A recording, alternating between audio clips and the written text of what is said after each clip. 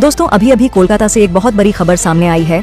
कोलकाता के supreme court ने doctor कांड पर एक महत्वपूर्ण फैसला सुनाया है, जिसमें ममता बनर्जी और पुलिस प्रशासन पर कड़ा कदम उठाया गया है। इस वक्त की सबसे बड़ी खबर यह है कि कोलकाता कोर्ट के जज ने ममता बनर्जी और पुलिस प्रशासन की लापरवाही को लेकर उन पर शिकंजा कस दिया है। उन्होंने ममता बनर्जी की सरकार को कटघरे में खड़ा करते हुए पुलिस प्रशासन को जमकर फटकार लगाई है। पीड़िता के माता पिता ने देशवासियों से अपील की है कि वे उनकी डॉक्टर बेटी को न्याय दिलाने के लिए उनके साथ खड़े रहे। तो अगर आप भी पीड़िता के माता पिता के समर्थन में हैं, तो इस वीडियो को लाइक करें और कमेंट में लिखें वी वांट जस्टिस, जिससे यह लगे कि भले ही आप उस जगह नहीं हैं, लेकिन डॉक्टर बिटिया के न्याय के लिए हमेशा खड़े हैं।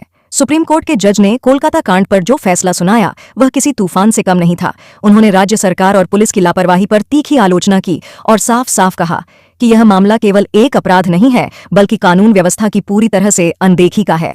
जज ने ममता बनर्जी की सरकार को यह कहते हुए कटघरे में खड़ा किया कि राज्य का कर्तव्य है कि वह अपने नागरिकों की सुरक्षा सुनिश्चित करें, लेकिन इस मामले में सरकार पूरी तरह से विफल रही है। इसके साथ ही जज ने सीबीआई को भी सख्त निर्देश दिए कि जांच में कोई भी लापरवाही न होनी चाहिए और दोषियों को हर हाल में सजा दी जाएगी, चाहे वे कितने भी ताकतवर क्यों न हो। उन्होंने जांच की समय सीमा भी निर्धारित कर दी और स्पष्ट किया कि यदि जल्द ही परिणाम नहीं आए तो और कड़े कदम उठाए जाएंगे। इस फैसले के बाद ममता बनर्जी और उनकी सरकार की स्थिति और भी कमजोर हो गई है। अब उन्हें हर कदम सोच समझकर उठाना होगा, क्योंकि जनता का आक्रोश और अदालत की सख्ती दोनों ही उनके सिर पर तलवार की तरह लटके हुए हैं। जज के इस फैसले ने स्पष्ट कर दिया है कि अब कोई बहाना या समझौता नहीं चलेगा, हर हाल में जल्द से जल्द इंसाफ होना चाहिए। ये फैसला एक सख्त संदेश है कि कानून से ऊपर कोई नहीं है और जो भी कानून का उल्लंघन करेगा उसे इसके परिणाम भुगतने होंगे। पिछली सुनवाई के दौरान कोर्ट ने पश्चिम बंगाल सरकार और सीबीआई से इस केस में की गई कार्रवाई पर जवाब मांगा था। अब 1 महीना बीत चुका है, लेकिन इंसाफ की लड़ाई अब भी जारी है। ममता बनर्जी की पार्टी के अंदर भी खलबली मची हुई है और कई नेता अब सोच में पड़ गए हैं कि आने वाले दिनों में जनता का सामना कैसे करेंगे। विपक्ष इस मुद्दे को हर मंच पर उठा रहा है और ममता सरकार की हर गलती को भुनाने की कोशिश कर रहा है। उधर सीबीआई पर भी दबाव बढ़ गया है। जज के सख्त निर्देशों के बाद अब उन्हें हर कदम सोच समझकर उठाना पड़ेगा। अगर इस केस में कोई भी लापरवाही होती है तो सीबीआई की साख पर भी सवाल खड़े हो सकते हैं। इस पूरे घटनाक्रम ने ममता बनर्जी को एक कठिन दौर में डाल दिया है। उनकी राजनीति और नेतृत्व क्षमता इस वक्त कड़ी परीक्षा से गुजर रही है। अब ममता बनर्जी को न केवल इस केस में न्याय सुनिश्चित करने के लिए तत्पर रहना होगा, बल्कि अपनी सरकार की साख को बचाने के लिए भी कुछ बड़े और कड़े फैसले लेने होंगे। यह मामला अभी और भी गर्माने वाला है। जैसे जैसे जांच आगे बढ़ेगी और नए तथ्य सामने आएंगे, सियासी माहौल और भी गर्म होता जाएगा। इस केस ने ममता बनर्जी की सरकार को गंभीर मुश्किल में डाल दिया है। जब इस तरह की घटना होती है तो सबसे पहले सरकार की कानून व्यवस्था पर सवाल उठते हैं, और इस बार भी ऐसा ही हुआ है। ममता बनर्जी की सरकार पहले से ही कई मुद्दों पर विपक्ष के निशाने पर थी और अब इस केस ने आग में घी डालने का काम किया है। विपक्ष लगातार ममता बनर्जी पर हमले कर रहा है, यह आरोप लगाते हुए कि उनकी सरकार महिलाओं की सुरक्षा सुनिश्चित करने में नाकाम साबित हो रही है। अब मामला सिर्फ विपक्ष तक सीमित नहीं है। आम जनता का गुस्सा भी ममता बनर्जी के खिलाफ बढ़ता जा रहा है। लोग सड़कों पर उतर आए हैं और सोशल मीडिया पर भी जमकर विरोध हो रहा है। ममता दीदी पर आरोप है कि उनकी सरकार ने इस मामले को सही तरीके से नहीं संभाला, जिसके चलते हालात और बिगड़ते चले गए। दोस्तों, इस पूरे मामले को लेकर के अब सीबीआई लगातार एक के बाद एक पन्ने खोलती नजर आ रही है, क्योंकि सीबीआई के हाथों एक के बाद एक सबूत जैसे लगते जा रहे हैं। वैसे आरजेकर कॉलेज के प्रिंसिपल संदीप घोष का रहस्य तो वहीं उस रात हुई वारदात से कनेक्टिविटी बढ़ती हुई दिखाई दे रही है। इतना ही नहीं, संदीप घोष के हर एक परिवार वालों को उठा करके अब सीबीआई पूछताछ कर रही है, चाहे उनके माता पिता हों या फिर उनकी भाभी के घर रेड को लेकर के हो। जी हां, इस वक्त बड़ी खबर आ रही है कि उनके भाभी के घर में सीबीआई ने रेड की है और जहां पर उन्हें काफी पुस्तकें कॉपियां मिली हैं। यानी कि कहीं ना कहीं इस पूरे मामले में नकल माफिया भी आरजेकर हॉस्पिटल से संदीप घोष का सीधा जुड़ाव था, जिससे संदीप घोष की वित्तीय अनियमितताओं की जांच के चलते यहां सारी चीजें सामने आ रही हैं। इतना ही नहीं, अब इस मामले को लेकर के कई अहम सबूत भी भाभी के घर से उनके मिल चुके हैं, जिसके बाद अब इस मामले में भाभी की मुश्किलें भी बढ़ने वाली हैं। सीबीआई इस मामले में पूछताछ लगातार कर रही है। तो वहीं इन सभी खबरों के बीच बहुत अहम खबर यह भी सामने आ रही है कि इस पूरे मामले को लेकर के आरोपी जिस संजय रॉय के ऊपर भांडा फोड़ने की कोशिश की जा रही है, उसके दांतों के सैंपल को डॉक्टर बिटिया के ऊपर मिले सैंपल से मिलाया जा रहा है। इतना ही नहीं, उसके लार के सैंपल के भी डीएनए टेस्ट किए जा रहे हैं। अब सीबीआई ने बिल्कुल फूंक फूंक कर कदम रखना शुरू कर दिया है, क्योंकि इस मामले में अब तक जितने सबूत मिले थे वह सारे करप्ट थे और जिसकी वजह से कोई साफ चीज सामने नहीं आ रही थी। अब तक सिर्फ और सिर्फ आरोपी संजय रॉय ही साबित हो रहा था, लेकिन अब आरोपी संजय रॉय के साथ साथ कई और लोगों के नाम आने शुरू हो चुके हैं, क्योंकि अब सीबीआई ने इसमें जो डॉक्टर बिटिया के शरीर पर दांतों के निशान थे उनके सैंपल लेना शुरू कर दिया गया। दांतों से किस तरह से निशान बनाए गए थे वह भी साफ हो चुका है, और इस बीच अब एक सॉफ्ट और अलग अलग तरीकों की चीजों पर संदीप घोष और संजय रॉय के दांतों के निशान लिए जा रहे हैं, जिससे यह मैच कराया जा सके कि क्या यह दांतों के निशान उन्हीं के हैं या फिर किसी और के भी इसमें निशान शामिल है। तो वहीं इन सभी खबरों के बीच जो चश्मदीद थी, यानी कि 8 और 9 अगस्त की रात जब यह पूरी घटना को अंजाम दिया गया था, तो उस वक्त जो ड्यूटी पर तैनात नर्स थी उसने एक और अहम खुलासा कर दिया है। उसने इस पूरे मामले को लेकर के जो सेमिनार हॉल है उससे सटे बाथरूम को लेकर के एक और अहम बात कही है। उसने कहा है कि उस रात सेमिनार हॉल से जुड़े जो बाथरूम है उसका दरवाजा अंदर से बंद था, और अंदर से बंद दरवाजे में ऐसा लग रहा था जैसे एक से ज्यादा लोग वहां पर मौजूद हैं, यानी कि कहीं ना कहीं इस पूरे वारदात का घटनाक्रम का संबंध बाथरूम से सामने आता हुआ दिखाई दे रहा है।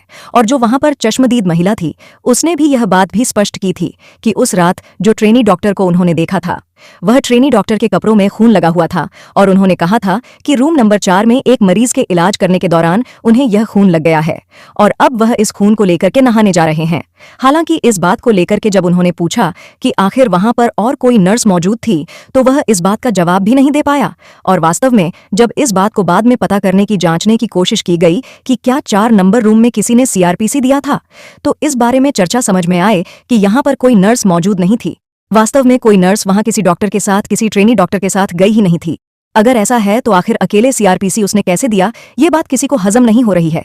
यानी कि इसने इस मामले में भी झूठ सामने आ चुका है।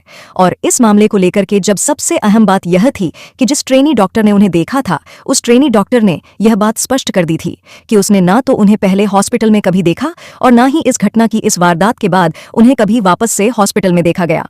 और अगर ऐसा था तो आखिर वह कौन थे 3 लोग, कौन थे वह 3 अनजान लोग जो हॉस्पिटल में आए और जिन्हें ना तो सिक्योरिटी ने रोका और ना ही जिनकी शक्ल कहीं सीसीटीवी कैमरे में सामने आई है।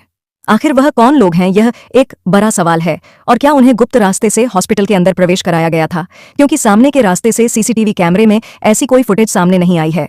हालांकि इस मामले को लेकर के जो वहां पर वॉचमैन है उसने इस बात को लेकर के साफ किया है कि वहां उस दिन कुछ अनजान लोग आए थे जिन्हें उसने कभी भी हॉस्पिटल के अंदर पहले नहीं देखा था, लेकिन उसे रोकने की इजाजत नहीं दी गई थी और इस वजह से उसने उन लोगों को रोका भी नहीं था, क्योंकि जब संदीप घोष या फिर संजय राय के रेफरेंस से कोई आता है तो उसे हॉस्पिटल के अंदर जाने से रोका नहीं जाता है और ना ही उनकी एंट्री के लिए कोई रोक टोक होती है। ऐसी स्थिति में उसे रोका भी नहीं गया और ना ही उनके साइन लिए गए, यानी कि कोई ना कोई है जो इस पूरे मामले को लेकर के अंदर से ही सय दे रहा था। और इस मामले को लेकर के ये बात स्पष्ट होने के बाद अब सीबीआई इस मामले में बड़ा खुलासा करने जा रही है। सीबीआई ने इस पूरे मामले को लेकर के अब आरोपी संजय राय का नारकोटिक टेस्ट की बात भी अब सामने रख दी है, यानी कि अब आरोपी संजय रॉय का नारकोटिक टेस्ट होने वाला है। नारकोटिक टेस्ट अगर कुछ शब्दों में बात करें तो एक ऐसा ड्रग दिया जाता है जिसके बाद इंसान सबकॉन्शियस माइंड में चला जाता है और उस माइंड में जाने के बाद इंसान को यह नहीं पता होता कि उसे झूठ बोलना है, यानी कि वह झूठ बोल ही नहीं सकता। उसके साथ जो असल में इवेंट हुआ होगा वो वही बताएगा और इस तरह से नारकोटिक्स टेस्ट में सबसे सफल और सटीक चीजें सामने आती हैं। वास्तव में अब अगर आरोपी संजय राय का नारकोटिक टेस्ट होता है तो इस मामले में दूध का दूध पानी का पानी जल्द हो जाएगा। लेकिन उन सबसे पहले इस वक्त जो खबर और सामने आ रही है उसे सुनने के बाद आपके पैर से जमीन खिसकने वाली है। जी हां, सीबीआई को कई अहम सबूत उस 9 अगस्त की सुबह जो गायब हुए थे उससे मिले सबूतों के कई चीजें मिल चुकी हैं। आरोपी संदीप घोष के फार्म हाउस से कई दस्तावेज अहम बरामद हो चुके हैं। इस मामले को लेकर के साफ शब्दों में लफ्जों में सामने आ रहा है कि इस मामले में आरोपी संदीप घोष के जो फार्म हाउस है उसके गार्डन से कुछ चीजों को बरामद किया गया है और यह चीजें वहां पर हुई वित्तीय अनियमितताओं से लेकर के इस पूरी वारदात के घटनाक्रम से भी जुड़ी हुई है। यहां पर कई सीमें, कई चीजें और जो इलेक्ट्रॉनिक डिवाइस हैं वह भी पाए गए हैं। सबसे अहम बात यह है कि डॉक्टर बिटिया का जो मोबाइल फोन था उसमें से कुछ डिलीट किया गया था और डिलीट करने वाला कोई और नहीं बल्कि आरोपी संदीप घोष बताया जा रहा है। सबसे हैरान करने वाली बात तो यह है कि जिस रात यह पूरी वारदात को अंजाम दिया गया था उस रात संदीप घोष किसी से फोन पर लगातार कांटेक्ट पर था, यानी कि संदीप घोष को हॉस्पिटल के अंदर क्या हो रहा है इस बात की पूरी जानकारी, पूरी भनक थी और वह इन चीजों की जानकारी और भनक के आधार पर ही अपने कदम रख रहा था या फिर वह वहां से कमांड दे रहा था और यहां कोई एग्जीक्यूट कर रहा था, यह भी हो सकता है। और इस पर लगातार सीबीआई की नजर बनी हुई है और सीबीआई ने इस मामले को लेकर के संदीप घोष की उस रात की लोकेशन को ट्रेस किया है, जिसे सुनने के बाद आप भी दंग रह जाएंगे। बता दें कि हॉस्पिटल से महज कुछ 1 किलोमीटर की दूरी पर ही संदीप घोष उस रात मौजूद था और वह रात पूरी रात जाग रहा था और संदीप घोष जागने के साथ ही एक चाइल्ड केयर हॉस्पिटल के एक रूम में अंदर मौजूद था। और इस बात की जानकारी अब खुद सीबीआई निकाल रही है कि आखिर संदीप घोष अगर यहां पर नहीं आया था तो आखिर वहां पर लाने वाले लोग कौन थे और उस हॉस्पिटल के अंदर कितने कितने लोग, कितने कितने डिवाइस उस रात एक्टिव थे, और अगर कितने डिवाइस एक्टिव थे तो किन किन लोगों के थे। इन बात की जानकारी निकालने के साथ ही इन लोगों की पोल अब जल्द ही खुल सकती है। इस मामले को लेकर के सीबीआई ने साफ कहा है कि उनके पास जो अब फॉरेंसिक चीज में मिली है, जो चीजें वह बहुत अहम होने जानी है, जो वहां पर मौजूदा हॉस्पिटल के जो सेमिनार हॉल था उससे सटे हुए बाथरूम से जो नमूने इकट्ठा किए गए हैं उनकी जांच अब एम्स में चल रही है। हालांकि सीबीआई ने कुछ चीजों को लेकर के छुपाया भी है। सीबीआई का मानना है कि कई सबूत ऐसे हैं जिन्हें अगर उनको पहले ही सामने रख दिया जाता है तो उन सबूतों का कोई महत्व नहीं बचेगा। ऐसी स्थिति में सीबीआई कुछ सबूतों को हिडन रख रही है और अगर सीबीआई इनकी जानकारी सुप्रीम कोर्ट में रखती है और यह सबूत सामने आते हैं तो इस मामले में असली गुनहगारों को अब सजा बहुत जल्द मिलने वाली है, यानी कि अब असली गुनहगार इसमें लंबे समय तक नहीं बचने वाले हैं।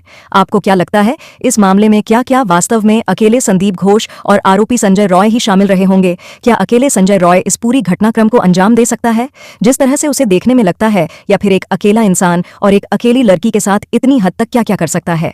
यह संभव नहीं है और इसी वजह से इस पूरे मामले को लेकर के लगातार सवाल उठ रहे हैं। जो 150 ग्राम फ्लूइड मिला, जो 150 ग्राम सीमन मिला है, उस पर भी लगातार कोई भी डॉक्टर सवाल उठा सकता है क्योंकि डॉक्टरों को बहुत अच्छी तरह से ये बात पता है कि एक इंसान का 150 ग्राम सीमन हो ही नहीं सकता है। ऐसी स्थिति में सिर्फ आरोपी संजय राय होगा या तो बिल्कुल फालतू की बात कहने जैसा है और इसी वजह से इस पर सीबीआई का शिकंजा लगातार कसता जा रहा है। सीबीआई लगातार आरोपी संजय राय, संदीप घोष से पूछताछ कर रही है और पूछताछ करने के साथ ही साथ इस मामले को लेकर के और जो संदिग्ध लोग हैं उन पर भी गाज गिरती हुई नजर आ रही है। लेकिन सबसे अहम बात तो यह है कि 8 और 9 अगस्त की रात जब यह पूरी वारदात हुई थी तो डॉक्टर बिटिया के दोस्त भी इस वारदात में शामिल थी। जी हां, यह सामने खबर आने के साथ ही सीबीआई ने अब उस रात मौजूद ट्रेनी डॉक्टर के ऊपर भी अपना शिकंजा कस दिया है। कहा यह भी जा रहा है कि उस रात इस पूरी वारदात के समय वहां पर डॉक्टर बिटिया की एक दोस्त भी मौजूद थी जिससे उनकी कहा सुनी हुई और आपस में बात मार पिटाई तक पहुंच गई थी और इसके बाद ही इस पूरी वारदात घटनाक्रम को धीरे धीरे करके अंजाम दिया गया जिसका अंदाजा किसी को भी नहीं था, शायद डॉक्टर बिटिया को भी नहीं था। लेकिन इस पूरे मामले में संदीप घोष का साथ उस रात ट्रेनी डॉक्टर्स की तरफ से दिया गया था। इतना ही नहीं, हॉस्पिटल में मौजूद एक बड़ा स्टाफ इस पूरे मामले में शामिल था और वह अब तक इस मामले को लेकर के दबा हुआ है। शायद आरोपी संदीप घोष, यानी कि जो कि उस कॉलेज का प्रिंसिपल था, उसने इस चीज को लेकर के धमकाया भी हो सकता है क्योंकि इस मामले में अब तक जो सबूत सामने आ चुके हैं वह हर एक की तरफ चीख चीख कर इशारा कर रहे हैं कि इस मामले में 1-2 नहीं बल्कि कई आरोपी हैं। सीबीआई ने भी इसमें लगभग 10 लोगों के फुटप्रिंट चिन्हित किए हैं और उन 10 लोगों पर जल्द गाज भी गिरने वाली है। उधर ममता बनर्जी ने एक और बयान दिया है जिसमें उन्होंने कहा है कि अस्पतालों में डॉक्टरों की कमी के कारण कई लोगों की मौत हो रही है। लेकिन सवाल यह उठता है कि ममता बनर्जी क्यों नहीं बता रही हैं कि एक डॉक्टर के साथ इतना जघन्य अपराध हुआ है और उसे अभी तक न्याय नहीं मिला है। ऐसा लगता है कि ममता बनर्जी सिर्फ अपनी राजनीतिक रोटियां सेकने में लगी हैं। इसी बीच कपिल सिब्बल की भूमिका पर भी सवाल उठे हैं। कहा जा रहा है कि कपिल सिब्बल ने सरकार का बचाव करने के लिए झूठे आंकड़ों का हवाला दिया है। वे डॉक्टरों के विरोध को कमजोर करने के लिए झूठे आंकड़े पेश कर रहे हैं। वे यह दिखाने की कोशिश कर रहे हैं कि अस्पतालों में डॉक्टरों की कमी के कारण कई मौतें हो रही हैं ताकि डॉक्टरों को काम पर लौटने के लिए दबाव बनाया जा सके। डॉक्टरों के फेडरेशन का कहना है कि यह सभी आंकड़े झूठे हैं और सुप्रीम कोर्ट को गुमराह करने के लिए इनका इस्तेमाल किया जा रहा है। यह न केवल पीड़िता की स्मृति का अपमान है बल्कि पूरे चिकित्सा समुदाय के लिए भी अपमानजनक है जो इस न्याय की लड़ाई में एकजुट है। दोस्तों, आपको क्या लगता है इस पूरे मामले को लेकर के सीबीआई कितने दिनों में सच्चाई बाहर लाएगी और साथ ही साथ इन लोगों को कैसी सजा दिलाने में कामयाब होगी और इन लोगों को किस तरह की सजा इस पूरी वारदात के बाद मिलनी चाहिए जो इस मामले में आरोपी हैं? कमेंट बॉक्स में लिख करके जरूर बताइएगा। साथ ही वीडियो को लाइक और चैनल को अगर अभी तक सब्सक्राइब नहीं किया है तो सबसे पहले चैनल को सब्सक्राइब कर लें ताकि डॉक्टर बिटिया के इंसाफ की खबर सबसे पहले हम आप लोगों तक पहुंचा